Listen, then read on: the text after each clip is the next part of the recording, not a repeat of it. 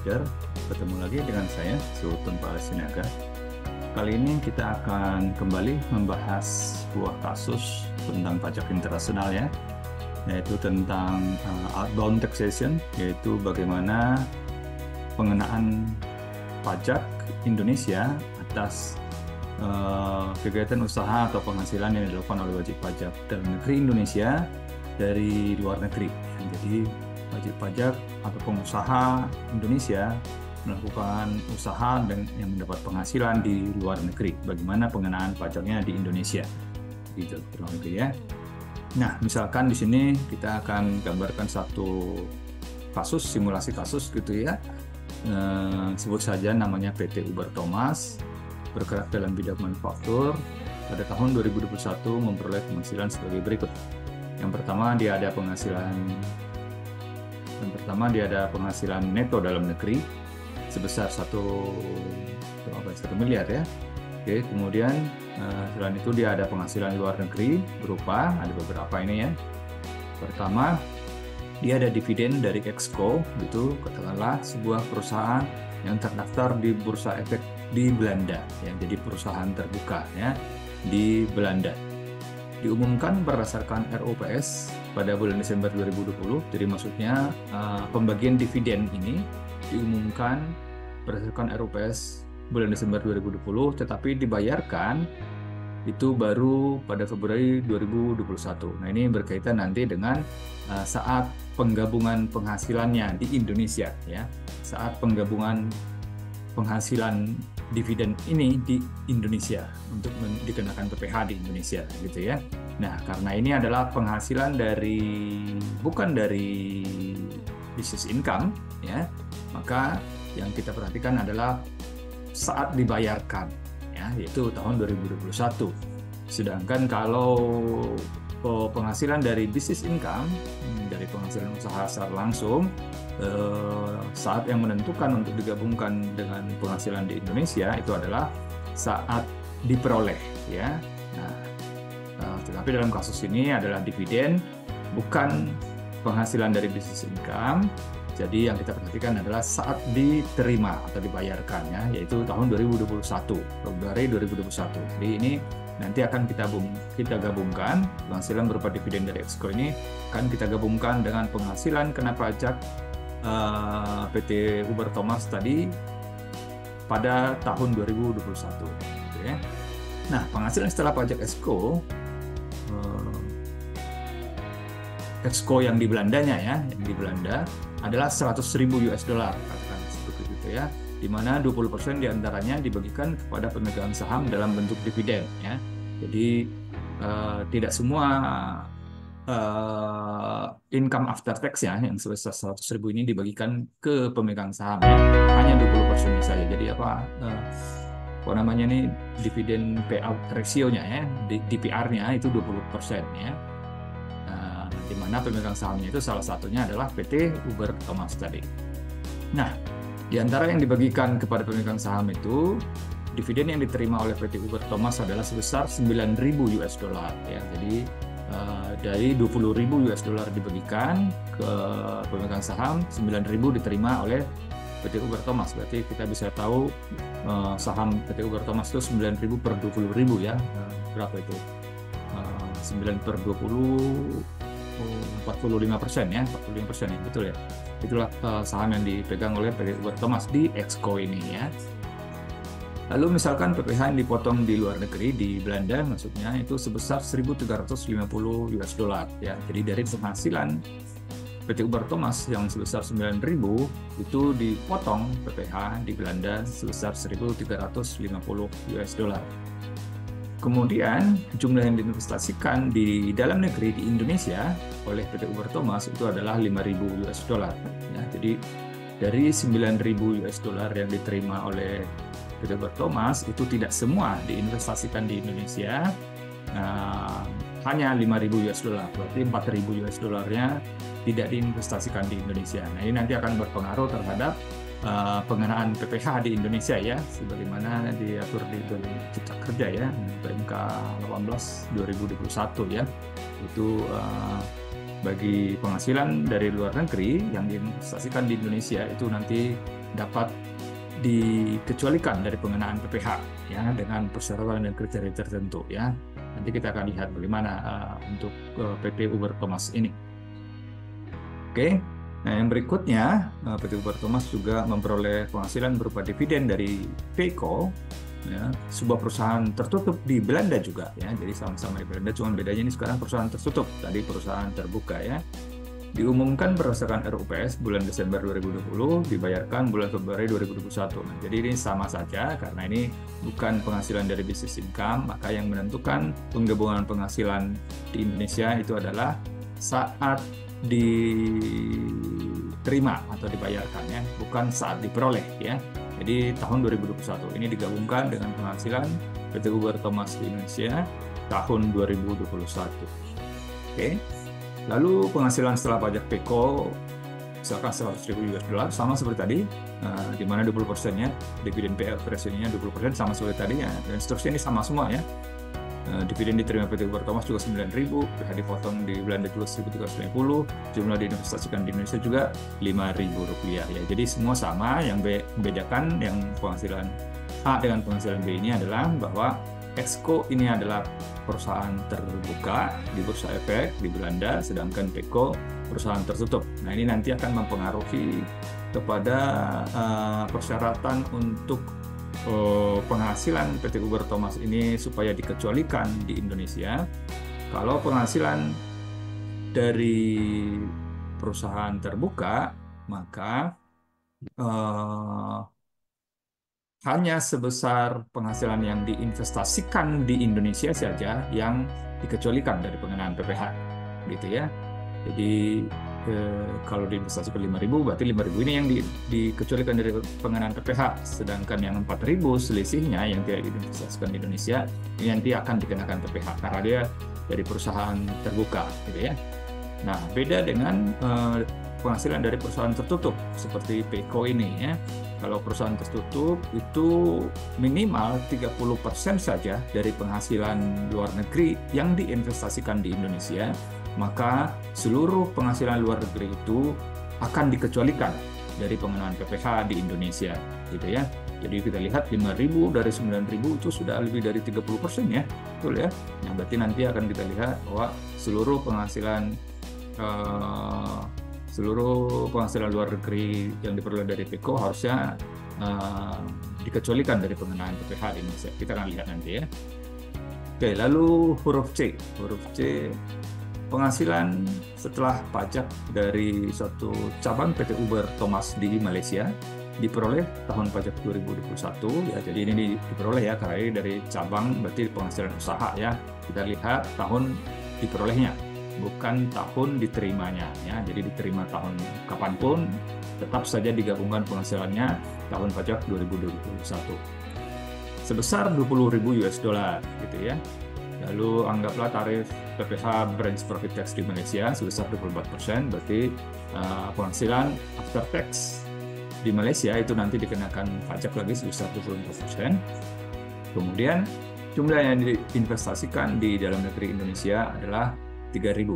Nah, ini kita perhatikan bahwa kalau penghasilan dari cabang itu juga sama, minimal 30%.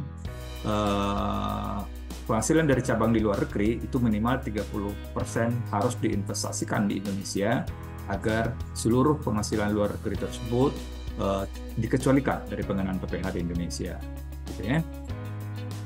Lalu huruf D, ini adalah penghasilan berupa royalti, yaitu temponya Desember 2021, dibayarkan Januari 2022. Ini ya, karena ini juga bukan penghasilan dari bisnis income, maka yang menentukan adalah saat diterima atau dibayarkan ya, untuk menentukan kapan penghasilan ini digabungkan dengan penghasilan PT Uber Thomas di Indonesia. Nah, karena ini diterimanya itu Januari 2022, meskipun diperoleh ya jatuh temponya Desember 2021, maka ini nanti akan digabungkan dengan penghasilan PT Uber Thomas pada tahun pajak 2022, bukan tahun pajak 2021 ya. Tapi tetap saja kita bisa hitung nanti bagaimana kewenangan PPh-nya, berapa PPh yang terutang yang dikecualikan gitu ya. Jadi katakanlah royalti 11.000, PPh luar negerinya 1.100 dan diinvestasikan di Indonesia 5.000 US dollar. Gitu. Berikutnya terdapat capital loss ya, jadi rugi dari modal ya, yaitu penjualan saham ZCO di Swiss ya. Jadi misalkan PT Uber Thomas dia belinya dulu berapa, kemudian dijual menjadi lebih murah ya, jadi dia mengalami kerugian. Ini capital loss namanya. Total capital loss-nya 800 US dollar ya. Perhatikan bahwa untuk penghasilan dari luar negeri kita tidak bisa dikompensasikan di penghasilan kena pajak PT Uber Thomas di Indonesia ya, jadi ini nanti tidak bisa digabungkan. Berikutnya capital gain. Nah, sebaliknya tadi capital loss, sekarang capital gain, berarti dia menjual saham lebih mahal daripada saat beli gitu ya. Saham ERCO Malaysia ya, ERCO-nya adalah perusahaan Malaysia tapi dijual kepada ESCO Thailand. Nah, ini nanti akan berkaitan dengan source country-nya dari mana ya. Nanti kita akan identifikasi jenis penghasilannya untuk menentukan siapa yang menjadi negara sumber atau source country gitu ya. Capital gain-nya katakanlah sebesar 10.000. Kemudian menurut P3B Indonesia Malaysia penghasilan capital gain tidak dikenakan pajak, sedangkan menurut P3B Indonesia Thailand penghasilan capital gain dikenakan pajak dengan tarif 10%. Nah, ini nanti jadi tergantung dari source country-nya ya. Kalau source country-nya adalah Malaysia, tentu kita pakai P3B Indonesia Malaysia. Tapi kalau source country-nya adalah Thailand, maka yang dipakai adalah P3B Indonesia Thailand.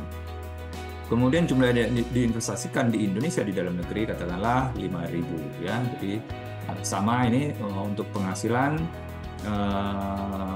bukan dari business income itu selain dividen ya, penghasilan selain dividen bukan dari business income dapat dikecualikan sebanyak yang diinvestasikan di Indonesia gitu ya. Nah, selanjutnya huruf G, terdapat penghasilan PT Uber Thomas dari bunga pinjaman dari WECO gitu ya. Jadi PT Uber Thomas memberikan pinjaman uang modal gitu ke WECO di Hong Kong, tentu dengan imbalan bunga. Imbalan bunganya 9.000 US dollar, dikenakan withholding tax di Hong Kong 10%, jumlah diinvestasikan di Indonesia 5.000 gitu ya. Nah, terakhir penghasilan sewa dari sebuah gedung di Jepang milik PT Uber Thomas kepada sebuah perusahaan Korea sebesar 30.000 US dollar.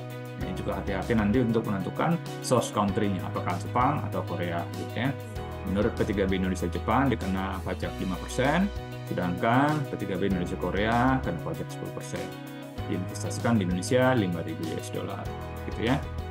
Lalu untuk memudahkan, katakanlah kurs Menteri Keuangan yang berlaku saat pemotongan pajak luar negeri atau saat dibayarkan adalah Rp15.000 ya, untuk memudahkan perhitungan saja. Oke, demikian kurang lebih soal kasusnya. Kita akan coba menjawab pertanyaan. Ada 3 di sini.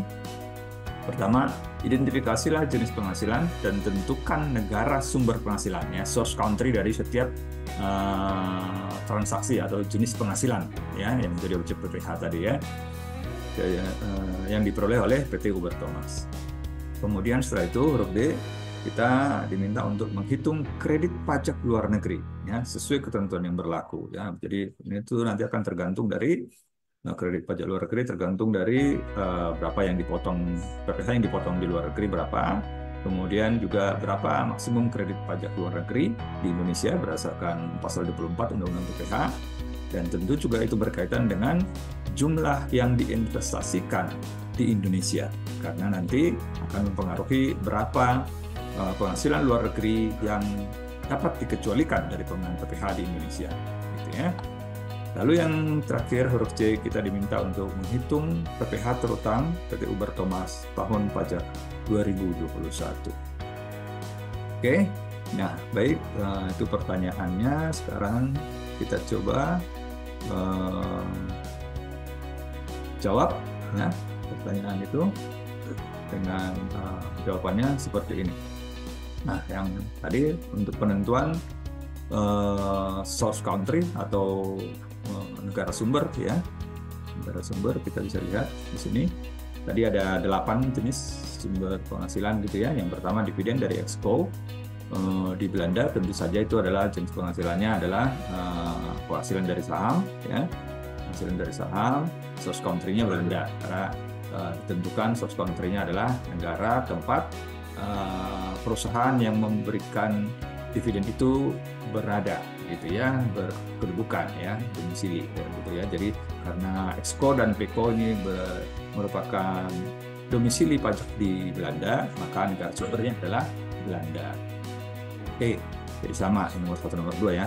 Berikutnya nomor 3 itu penghasilan cabang Malaysia. Nah, penghasilan cabang itu merupakan penghasilan usaha ya, business income. Nah, penghasilan usaha business income itu adalah source country-nya negara tempat usaha dilakukan ya. Jadi dalam hal ini Malaysia. Lalu berikutnya royalti. Penghasilan royalti itu adalah dari pihak yang membayarkan royalti ya. Dalam hal ini adalah dari Singapura. Lalu capital loss itu tadi dari pengalihan saham, capital loss dan capital gain dari pengalihan saham ya, itu adalah negara tempat domisili pajak dari pihak yang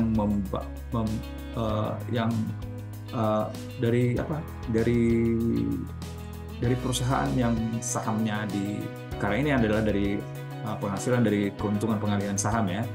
Nah, jadi di mana perusahaan yang mengeluarkan saham itu berada, nah gitu ya, di mana perusahaan yang mengeluarkan saham itu berada. Nah ini hal ini di Swiss dan di Malaysia gitu ya. Jadi ini negara sumber. Berikutnya bunga pinjaman dari WECO. Ini bunga pinjaman adalah berupa penghasilan bunga ini dari yang membayarkan, pihak yang membayarkan itu dari Hong Kong. Kemudian sewa gedung di Jepang. Ini jenis penghasilannya penghasilan sewa harta tak gerak, itu source country-nya adalah negara tempat gedung berada ya, bukan negara tempat domisili pihak yang membayarkan ya, yaitu Korea tadi ya kalau nggak salah ya, tetapi negara letak dari gedung atau harta tak gerak itu berada, yaitu dalam kasus ini adalah Jepang. Oke. Nah, dengan demikian kita tahu identifikasi source country dari setiap transaksi ini, maka kita tahu bagaimana menggunakan P3B Indonesia dengan negara mana yang akan kita pakai, dan tentu ketentuan perpajakannya sesuai dengan P3B yang bersangkutan. Oke, nah sekarang kita ke pertanyaan nomor 2 tentang kredit pajak luar negeri. Ya, kredit pajak luar negeri kita akan lihat satu persatu dari penghasilan berupa dividen dari exco tadi ya. Penghasilan berupa dividen dari exco itu adalah perusahaan go public, sehingga kita tahu kalau perusahaan go public dapat dikecualikan dari pengenaan PPh. Dividen yang diterima dari perusahaan go public di luar negeri dapat dikecualikan dari pengenaan PPh di Indonesia sebesar yang diinvestasikan di Indonesia gitu ya. Jadi sebesar yang diinvestasikan di Indonesia dikecualikan dari pengenaan PPh, sedangkan yang tidak diinvestasikan akan tetap dikenakan PPh di Indonesia. Oke, dibayarkan dari tahun 2021 sehingga digabungkan dengan penghasilan tahun 2021 ya. Penghasilan setelah pajak exco 100.000, dividen payout ratio-nya 20%, lalu dividen diterima PT Uber Thomas ini ya, PT Uber Thomas itu 9.000. Kemudian diketahui PPh dipotong di luar negeri itu 1.350, lalu diinvestasikan di Indonesia tadi 5.000 ya. Karena diinvestasikan di Indonesia 5.000, maka yang dikecualikan dari pengenaan PPh di Indonesia adalah sebesar yang diinvestasikan ya. Jadi sama dengan 5.000. Otomatis yang dikenai PPh di Indonesia adalah selisihnya ya, selisih dari 9.000 kurang 5.000 sehingga sama dengan 4.000 ya. Dengan demikian kita bisa hitung maksimum kredit pajak luar negeri, yaitu adalah tarif PPh di Indonesia, yaitu tarif pasal 17 sebesar 22% dikalikan dengan PPh yang dikenakan di Indonesia, yaitu 4.000. Nah, jadi kita bisa hitung di sini besarnya 22% kali 4.000 sama dengan 880 gitu ya. Ya, ini adalah maksimum kredit pajak luar negeri. Nah, kita ini akan bandingkan dengan jumlah PPh yang dipotong di luar negeri atas bagian penghasilan yang dikenai PPh di Indonesia, gitu ya. Jadi bukan atas seluruh PPh yang dipotong di luar negeri, yaitu 1.350 tadi ya. Karena 1.350 ini kan PPh yang dipotong atas penghasilan sebesar 9.000, sedangkan yang dikenai PPh di Indonesia hanya 4.000 ya. Jadi kita harus hitung berapa bagian dari penghasilan sebesar 4.000 ini yang dipotong PPh ya. Jadi bagian dari 1.350 itu. Bagaimana cara menghitungnya? Ya, kita tinggal hitung saja dengan proporsional ya. Proporsional yaitu PPh yang dipotong adalah 1.350 kali dengan yang dikenai PPh di dalam negeri 4.000 dibagi 9.000 gitu ya. Jadi kita bisa dapat sebesar 600 ya. Jadi inilah PPh yang dipotong di luar negeri atas bagian penghasilan yang dikenai PPh di dalam negeri. Jadi bukan dibandingkan dengan 1.350 ya, tapi dengan 600. Nah, ini yang sekarang kita bandingkan antara maksimum kredit pajak luar negeri sebesar 880 dengan PPh yang dipotong di luar negeri atas bagian PPh yang dikenai PPh di dalam negeri sebesar 600. Mana yang lebih kecil gitu ya? Nah, ternyata yang lebih kecil adalah 600. Maka yang menjadi kredit pajak luar negeri PT Uber Thomas atas penghasilan berupa dividen dari Exco itu adalah 600 ya, bukan 880 atau bukan 1.350 gitu ya. Oke, baik, kita lanjut dengan yang kedua. Berikutnya ini dividen dari PECO, yaitu saham perusahaan tertutup. Nah, ini sama saja tadi dengan yang sebelumnya, hanya bedanya dia perusahaan tertutup, kalau tadi perusahaan terbuka. Kalau perusahaan tertutup minimal 30% saja penghasilannya, dividennya harus diinvestasikan di Indonesia supaya seluruhnya dapat dikecualikan dari pengenaan PPh. Nah, kita lihat, kita hitung ya. Dibayarkan 2021, oke, penghasilannya tadi sama 100.000, dividen payout ratio sama 20.000, dividen diterima sama 9.000, dipotong di luar negeri sama 1.350, diinvestasikan sama 5.000. Nah, sekarang kita hitung berapa 30% dari penghasilan setelah pajak PECO ya. Jadi yang dihitung adalah 30% dari penghasilan setelah pajak PECO. Itu yang dijadikan benchmark ya. Nah, kita hitung saja 30% kali 100.000 ya. 30% dari 100.000. Jadi bukan 30% dari penghasilan yang diterima PT Uber Thomas ya. Jadi memang ada gap di sana ya, tetapi memang demikian PMK 18 mengatur demikian ya. Jadi yang menjadi benchmark itu bukan 30% dari penghasilan yang diterima oleh wajib pajak Indonesia, dalam hal ini PT Uber Thomas ya. Dalam kasus kita ini kan hanya 9.000 sebanyak yang diterima oleh PT Uber Thomas, tetapi yang menjadi perhitungan kita itu 30% dari 100.000, yaitu penghasilan setelah pajak si PECO ya. Karena 100.000, 30%-nya adalah 30.000. Nah, minimal PT Uber Thomas harus menginvestasikan 30.000 supaya semua penghasilan yang diterima PT Uber Thomas itu dikecualikan dari pengenaan PPh di Indonesia. Oke. Nah, setelah itu ternyata ini yang diinvestasikan hanya 5.000 ya. Nah, karena minimal 30.000 diinvestasikan, ternyata yang diinvestasikan hanya 5.000, maka terdapat selisih 25.000. Nah, dengan demikian yang 25.000 itu harus dikenai PPh di Indonesia ya. Jadi 25.000 dikenai PPh di Indonesia, sedangkan yang dikecualikan dari pengenaan PPh di Indonesia hanya 75.000. Itu 70% dari penghasilan setelah pajak PECO ditambah dengan 5.000 yang diinvestasikan gitu ya. Jadi 75.000 yang dikecualikan dari PPh di Indonesia, tetapi dikenai PPh di Indonesia itu adalah 25.000. Oke. Selanjutnya kita bisa hitung maksimum kredit pajak luar negeri, itu sama seperti tadi, rumusnya adalah 22% dikalikan dengan PPh yang dikenai di Indonesia ya. Jadi sama dengan 5.500. Kemudian kita bisa hitung PPh yang dipotong di luar negeri atas bagian penghasilan yang dikenai PPh di Indonesia itu adalah 1.350 seluruhnya ini ya, karena 1.350 itu tadi yang dikenai PPh di Indonesia kan 25.000 ya, dipotong, diterima hanya 9.000, kemudian dipotong PPh di luar negeri 1.330. Ini nah menjadi yang di PPh yang dipotong di luar negeri atas sebagian penghasilan dikenai PPh di Indonesia. Nah, ini yang kita bandingkan sekali lagi, mana yang lebih kecil, yaitu 1.350. Nah, inilah menjadi kredit pajak luar negeri PT Uber Thomas di Indonesia. Oke.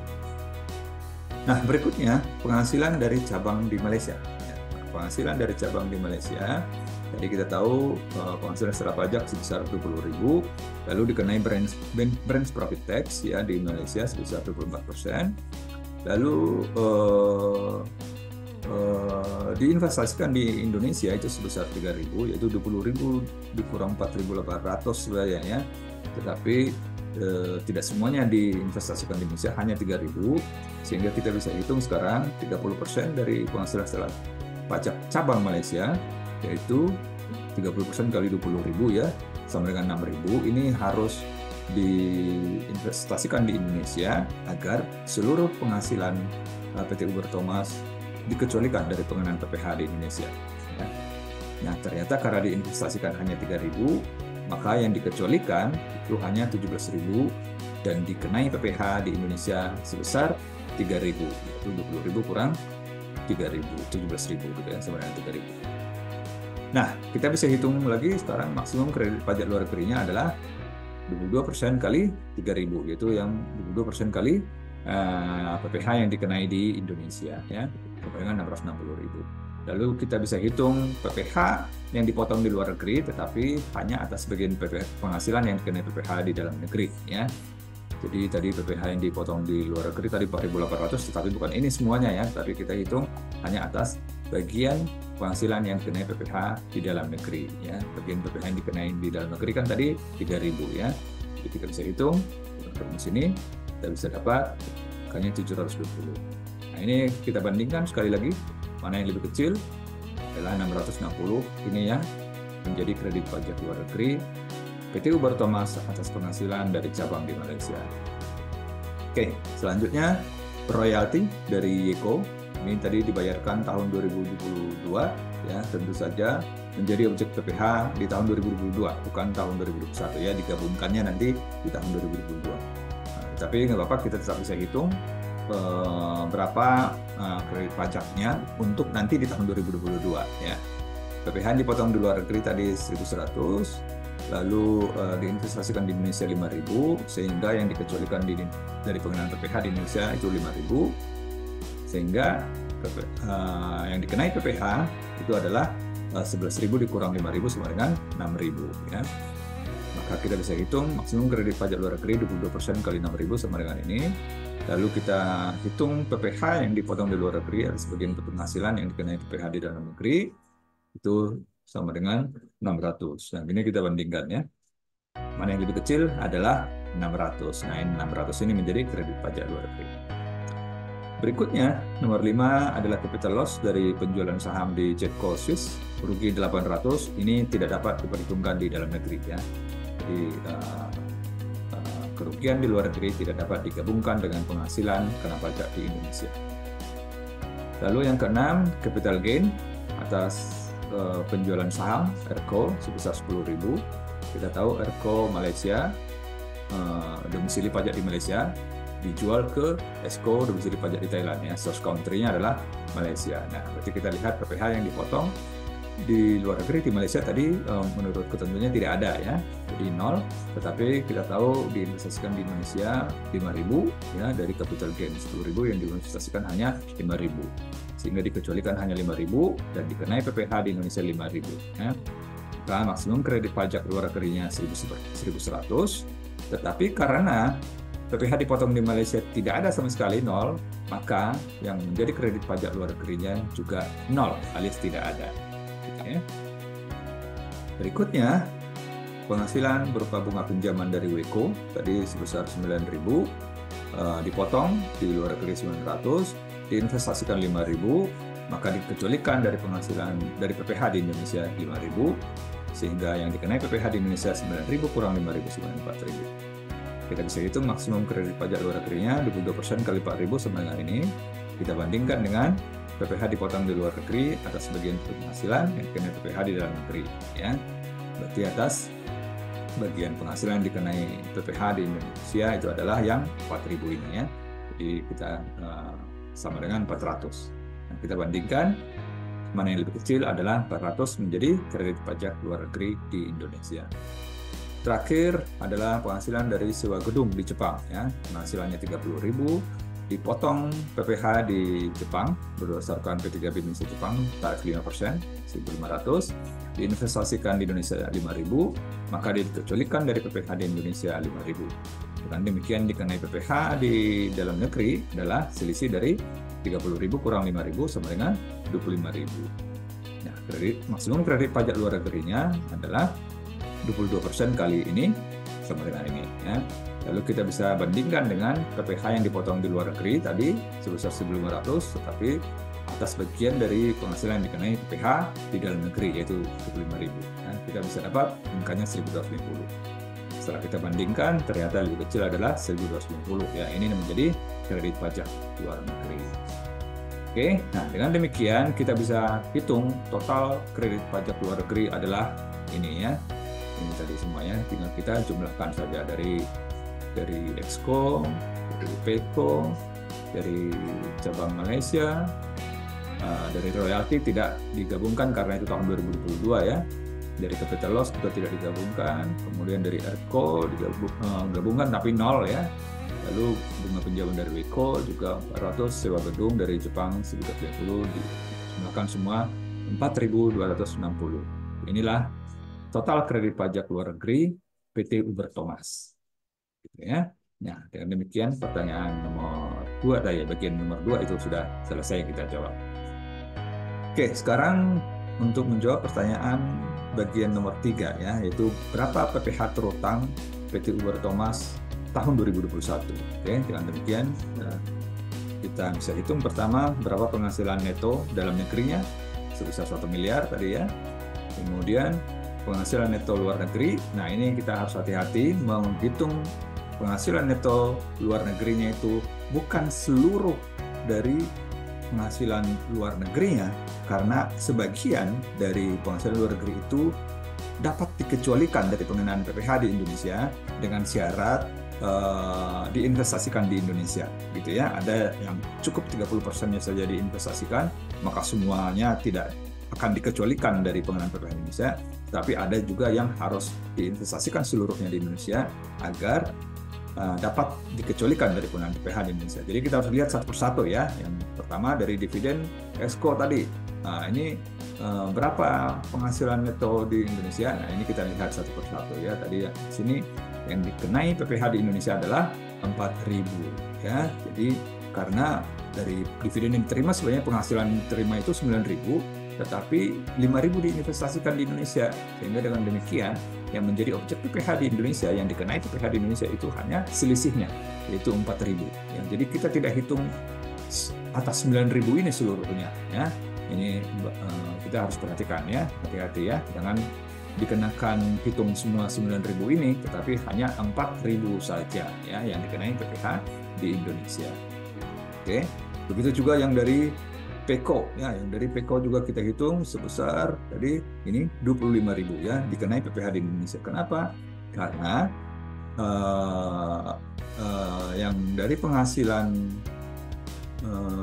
setelah pajak Peko-nya tadi berapa? 100.000, ya, 100.000. Coba kita lihat, ya, 25.000 benar, ya? 25.000 dari 100.000 kurang 75.000, ini dikecualikan dari pengenaan PPh 75.000 karena Peko tadi. Oh ya, ini harus kita hati-hati, ya, yang dikenai PPh di Indonesia itu hanya sebesar 100.000 setelah pajak 20% dibagi dalam bentuk dividen, lalu diterima 9.000, 45% sebenarnya tadi dia sahamnya 45%, ya. Jadi sebenarnya harus dikenai PPh di Indonesia adalah 45% dari 25.000, begitu, ya. 45% dari 25.000, ya. Harusnya demikian, ya, karena ya betul, ya. Ya, karena penghasilan setelah pajak Beko-nya kan 100.000. Nah, jadi sebenarnya 45% itulah yang merupakan penghasilan dari PT Uber Thomas ya. Kemudian sebagiannya sudah diinvestasikan di Indonesia 5.000 sehingga yang dikenai PPh di Indonesia itu harusnya 45% kali 25.000. Betul ya harusnya. Coba kita lihat. Nah, ini bukan 25.000 tetapi harusnya kali 45%. Ya, kali 45%. Ya, gitu ya. Jadi 11.250. Oke, lalu penghasilan dari cabang Malaysia, ini tadi kita sudah lihat penghasilan dari cabang Malaysia itu adalah 3.000 ya. Jadi meskipun penghasilan setelah pajaknya 20.000, tetapi karena diinvestasikan di Indonesia sebanyak 3.000, sehingga selisih dari 30% yang harus diinvestasikan itu tinggal 6.000 kurang 3.000 sama dengan 3.000 yang dikenai PPh di Indonesia, gitu ya. Jadi bukan dari 20.000 atau dari 14.000 ya. Jadi cukup 3.000 ini yang dikenai PPh di Indonesia. Oke, lalu royalti dari ICO tidak ada karena menjadi objek pajak tahun 2022 ya, bukan 2021. Lalu capital loss dari Swiss juga tidak dapat digabungkan karena kerugiannya. Kemudian capital gain dari ERCO dari 5.000 sudah sama saja ya. Bunga pinjaman dari Weko juga 4.000, sewa gedung dari Jepang 25.000, sehingga total penghasilan luar negeri adalah 52.250 ya. Nah, ini tinggal kita kalikan dengan kurs 15.000 per US dollar sama dengan ini. Ya. Lalu setelah itu penghasilan neto luar negeri kita bisa hitung PPh terutang, tapi ini kita harus jumlahkan dulu dengan PPh dalam negeri tadi ya. Kita tambah dengan ini ya. Nah, jadi nah ini ya benar ya. Jadi kita hanya ini yang benar ya. Jadi setelah kita dapat penghasilan neto luar negeri, ini kita jumlahkan dengan penghasilan neto dalam negeri 1 miliar ya, sehingga itulah kita kalikan dengan tarif 22%, kita dapat PPh terutang ya. PPh terutang adalah 392 juta ini ya.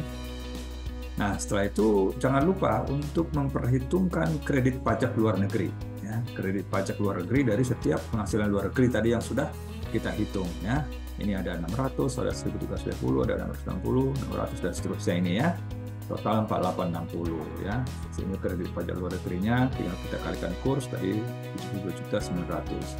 Maka PPh yang masih harus dibayar atau ini adalah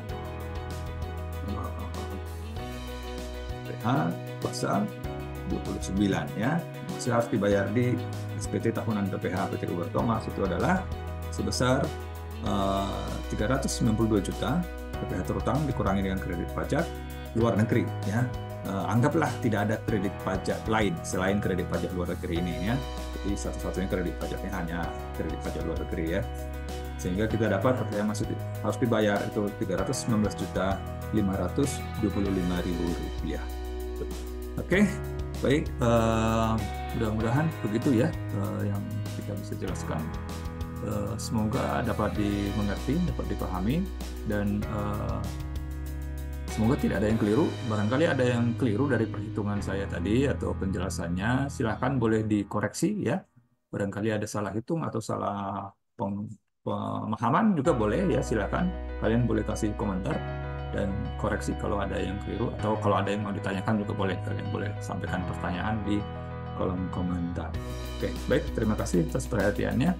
Semoga bermanfaat. Selamat siang.